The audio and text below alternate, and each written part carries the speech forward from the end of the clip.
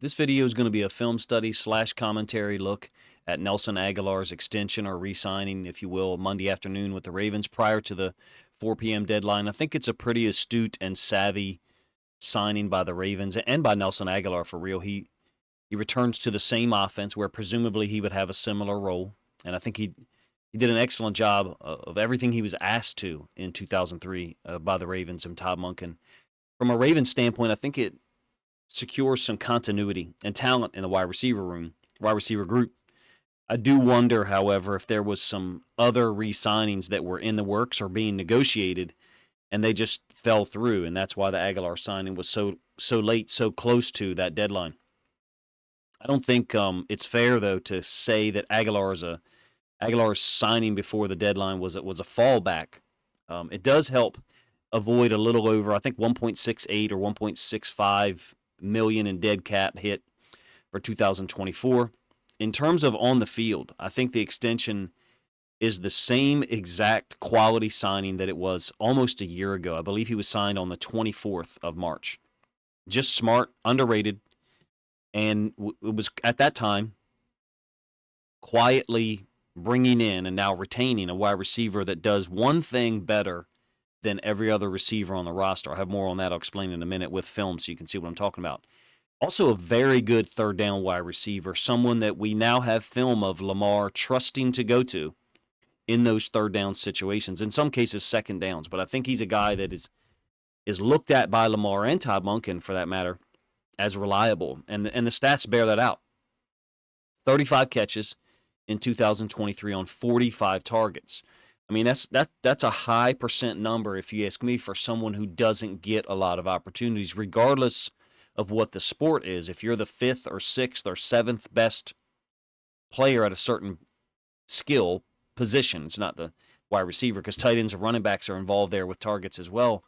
If you put up a 78% catch percentage, you're telling your coaches and your teammates, I can do the job when you come to me. When I get the opportunity, I'm going to take advantage of it.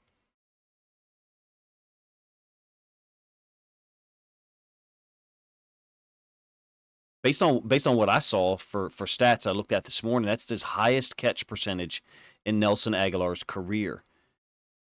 I think he's in the right role at this point, in the right place.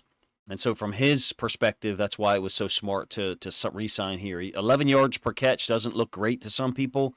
Only 4 touchdowns. Those are all in the regular season. He did add 1 touchdown on a goal line play action in the playoffs against the Texans. But to me, those aren't the biggest numbers.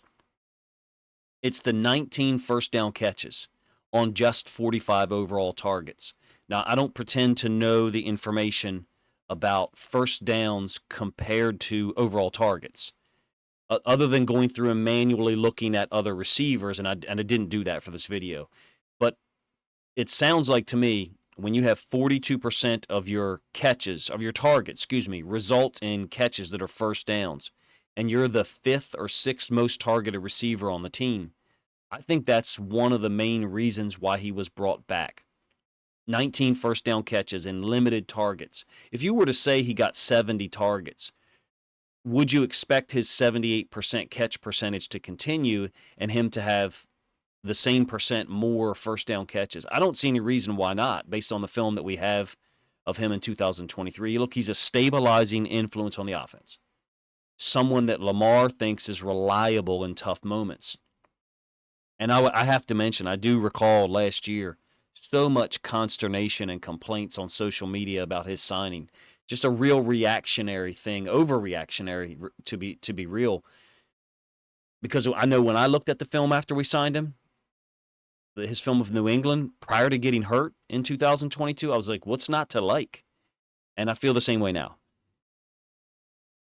When I refer to the one skill that I think Nelson Agholor is better than anyone else on the Ravens roster at, and that's the slot fade. Now, this is a concept or a route throw, if you will, that was not in the Ravens offense in 2022 or 2021 at all, to my knowledge, from a consistency standpoint. Now, this is what we would often run when we knew, and Todd Monken had a pretty good idea that it was going to see man free, and the slot fade aspect of this is the primary option. You can oftentimes tell that it's the primary, or in some cases actually the only option, by the outside receiver just running a little hitch and basically sitting there understanding that they're not getting the football because this is almost in some ways a one receiver route, a one option route.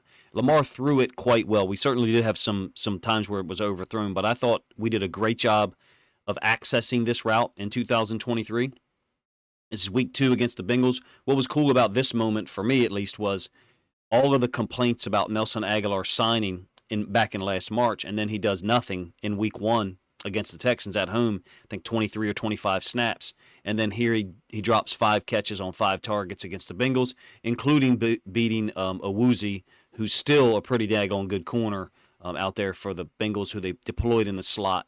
He plays longer than his listed height, if you ask me, on the slot fades. Lamar also puts it in a brilliant place generally. Now, this one actually ends up, I think, being ruled a fumble that goes out of bounds, but this is a great catch. And when I give you the end zone angle, you'll see where Lamar puts this ball. Floats a little bit, but great location on the outside shoulder of the DB. And when you see the end zone angle, you'll get a better idea of it than maybe my description.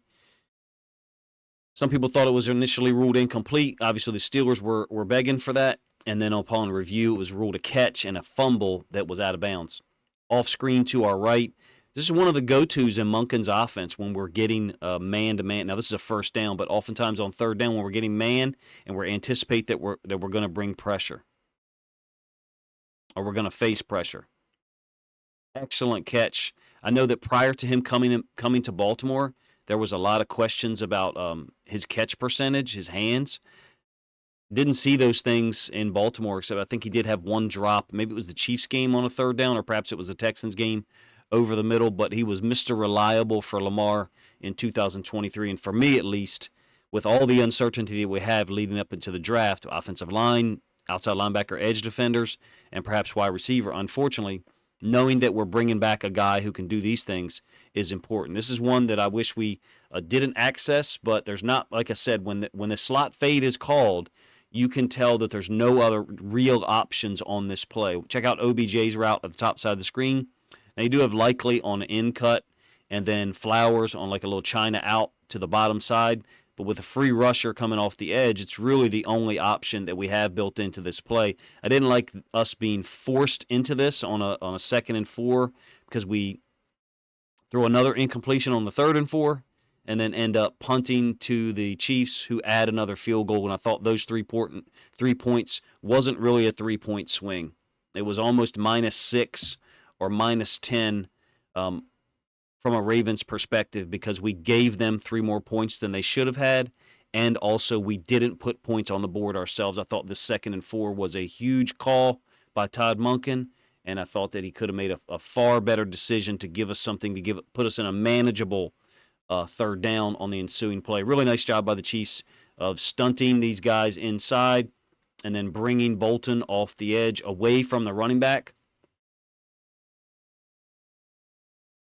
who in this case isn't staying in to protect, so there is a free rusher. And like I said, the design of the play, there is really no other option on this. It's a slot fade intentionally designed to get the ball to the slot receiver, and in this case we overthrow it a little bit, but my real complaint is about the decision by our coaches to call that play. Later on in the game, about 7.5 minutes left, Agholor in the slot again. Not a slot fade in this case, but running his route to the inside, almost to the hash, trying to get that DB as far inside as he possibly can with contact. And he's really good at this, even though we didn't access it, meaning we didn't utilize this concept a lot, but I've seen him do it 6 or 7 times in 2023. And basically getting the DB on inside leverage and then breaking that route back out to the sideline. Additionally, you have Justice Hill releasing into the flats, and this safety's going to run down on that, and that just clears out all that space to the sideline where OBJ's running a vertical that ends up being a clear-out route. Beautiful throw by Lamar, ends up going for, I think, 38 or 39 yards. When we're in 11 personnel, Nelson Agholor is probably the best option in the slot for these types of routes. Clearly, Zay Flowers, wherever you put him, is the best option for our team from an offensive standpoint. But beginning in week 2, seeing this slot fade, and actually we did throw it twice, I thought, in week 1 against the Texans. It was a new element that I know a lot of us identified as being enjoyable to watch, because we didn't see so much of these things, so much of these automatic reactions being given or installed in Lamar and the offense overall. We didn't see so many of those things, those pass concepts, prior to Todd Monken showing up here in Baltimore. I wanted to illustrate how effective Agholor was on third downs in 2023. I alluded to it in the lead-in, 19 first down catches. This is Agholor as the number 3 receiver in a quad set. Zay Flowers is the number 2. Of course, this is Zay Flowers' 21-yard touchdown catch from Lamar, where we know that prior to the snap, Nelson Agholor is telling Lamar that he's going to cut his route a little bit shorter in front of the safety to pull his attention. If you look at the route that Agholor runs here, look at where the safety's feet are right on the hash. He basically brings that safety with him. Naturally, the safety's going to cover him and not leave him wide open. And Zay Flowers basically runs right onto that area of the field, just a little bit closer to the sideline. Of course, we'd like to see Zay hold on to the ball a little bit longer to ensure that no referee calls anything. But that type of subtle brilliance, if you ask me, is what a guy like Nelson Agholor brings. OBJ, of course, as well, being a veteran Super Bowl champion, a former high-level superstar. To me, I would love to see both of them back, but at least ensuring that we brought one of them back, Agholor, the guy who would cost the least amount of money, I think makes more sense at this point. 3rd and 6, first possession against the Texans in London, week 6. And you can kind of tell that Agholor's going to get to football here. He adjusts his gloves right before the snap. But this is a check by Lamar, obviously, to a little tunnel screen, slot screen. Again, it's one of those things that we didn't see a ton of prior to Todd Monken showing up in Baltimore. Greg Roman didn't have these things installed necessarily where Lamar could check into plays like this, recognize the situation, what looks like it's going to be sticks coverage on 3rd and 6, and we certainly saw enough of that on third downs. Titans do bring pressure, and once we get through the first level of the defense, there's literally no one there. If we get any piece of this guy down here, I think it's Bunting, then this is over. And Agholor's got his first touchdown, or second touchdown of the year, excuse me. I think it's a brilliant scheme, and at least in this moment, Agholor looked like he had pretty good burst once he caught the football, but didn't see explosive plays out of him where he just physically exploded by defenders throughout 2023. This is one where, because of the scheme and the design and blocking by the Ravens, Nelson Agholor almost takes it to the house. I thought it was a beautiful moment. Clutch player who can line up pretty much anywhere. Now, we don't end up converting on this one. This is overtime against the Colts, 3rd and 20. So, obviously, they're playing off coverage. I don't know about you. I was shocked that we were able to get this done. Not from a Lamar standpoint, but just from the fact that someone was willing to go between those two zone defenders, someone not named Mark Andrews, and take a potential hit. You can see Lamar's already got the ball out. He trusts Nelson Agholor, as well he should. And we almost get the first down. Of course, Tucker's field goal on the ensuing play was short, and we know how that one ended. It's a 3rd and 10 against the Steelers. Agholor in the slot to the right.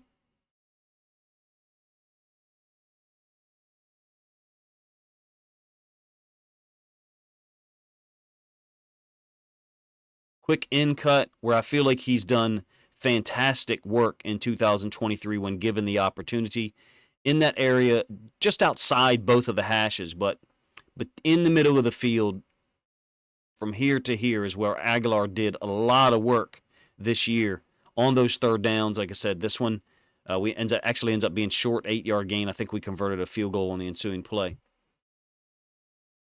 Sticks blitz 0 look by the Bengals, and we've confirmed that it's man by motioning Zay across. Agholor is left in the slot up here to the right-hand side of the offense. This is a 2nd and 10, in fact.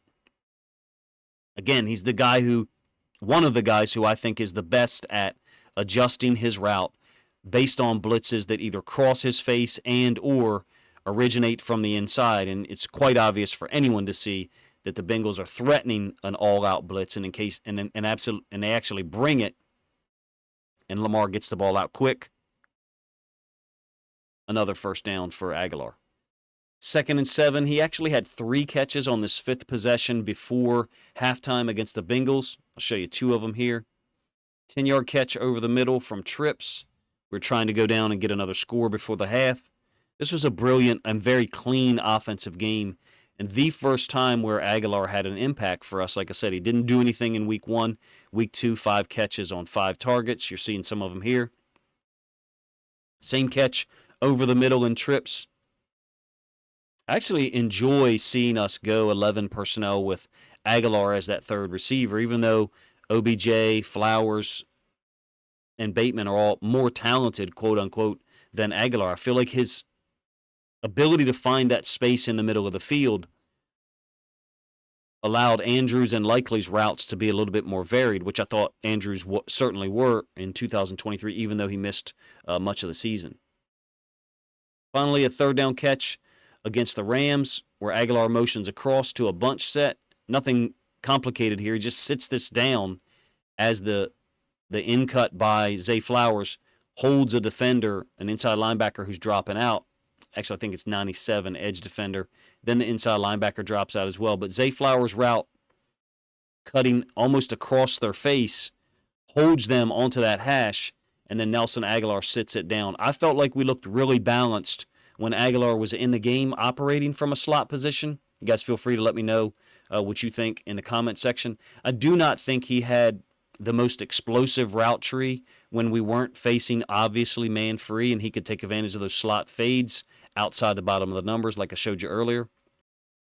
So what I mean is plays like this one. This is second possession of the game against the Bengals where he obviously played very well.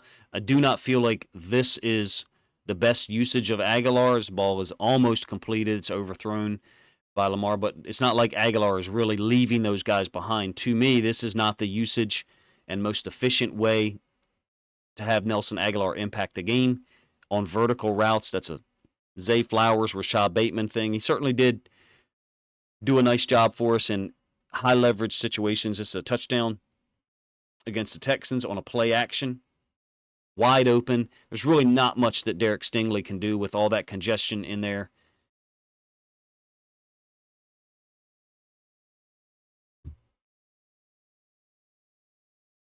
One of the things that veterans can give you is they've been in so many situations before. Reflecting back on that Rams touchdown by Zay Flowers, those are situations that Agholor has seen before. He can navigate things quicker, I think, than certain younger receivers that maybe you draft immediately that haven't been in so many high-leverage situations. Super Bowls, in his case. I don't know about you, but I'm glad that we brought Nelson Agholor back. I have no idea what the actual salary cap hit is for 2024. When I looked online this morning, it said $417,000. I'm not sure that that is exactly correct. That sounds like a prorated amount over the for the $3.28 million that he initially signed for. So in any case, let me know if you feel as comfortable with Agholor's re-signing as I do. It certainly doesn't offset all of the losses coaching-wise and all of the talent that we may not be able to bring back at all. And in fact, just this morning when I woke up and looked, I saw that Keith Williams, assistant wide receivers coach, had left Baltimore as well. Appreciate you guys' time, man. If you think other Ravens fans would enjoy this film study / commentary look at Nelson Agholor's re-signing on Monday afternoon, then please consider grabbing a link to this video, sharing it out on social media so other Ravens fans can enjoy it as well.